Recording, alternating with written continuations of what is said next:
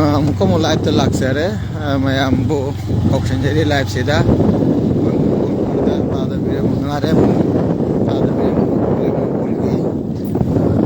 जाति बुजोन ngатang sagai ngатang bayar muka hali bodoh lagi jumda ngатang bazar da nantagi iksulo ini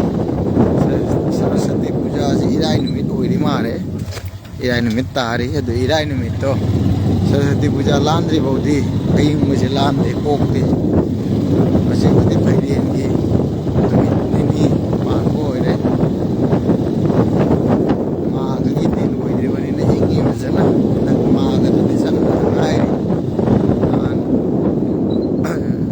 Sankranti the post लोइबगी संक्रांति कुइगिद्री लेसिन भजन थारे लंबी लेसिन ngतने मोम छलन ओइसं से लेसिन ngतने भजन थारे लेसिन लाकदबुदे इन थौरे यहनबदो सुंग थौरे इन तुंग तोंगे यात्री ओइरेबा सखोगी नगोरगी महादेव की लाइसंगनी लंबी से मुझे स्वाई से कैलाश का था दे कच्चा रास्ता है तो लंबी अकुत अतोंग नाई तौरी से लेकिन यम था लेकिन जे बांग्लादेश चुपना अतो तो पंखम तो चुप माइन थाना रिबा खांगदरे वैसे गति लेकिन थाई हेडलाइट से फोक लाइट हापा अंगौब नतब नापू मचूगी हापा अदुना हंगाम पान मचूगी हापा अदुनानी अखोगी लेचिन से कईसे नत्रदि लंबी से उबदा वादोनी अमुमुकसु लेचिन थादो मतांग ले जबजे लेचिन थादे स्वाई उ मका होबना नगोर जौदोरे कोई उमेर जानगी मनाक जौदोरे उमेर जानगी हागेन बेसे ले स्वागतम उमेर जान ले रे कोसे बहुत से आंधोरे रानी बाजार तो रोज चत्तो है लंबी जगह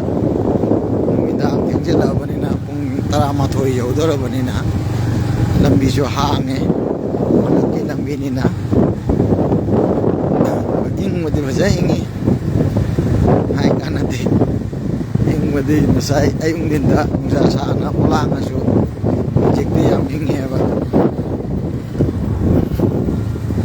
फिशारी नहीं समझा था इसे नगोर कोई नहीं है आर के सागे ले बना कोई मांग ले जिन्हें तो नहीं मांगना कोई से चलने से ले जाओ शॉप में मोबाइल से काम में हम आते हैं साइकिल में थे ना रे आर के हो तो ये उन्हें जितना रानी बाजार जो तो रे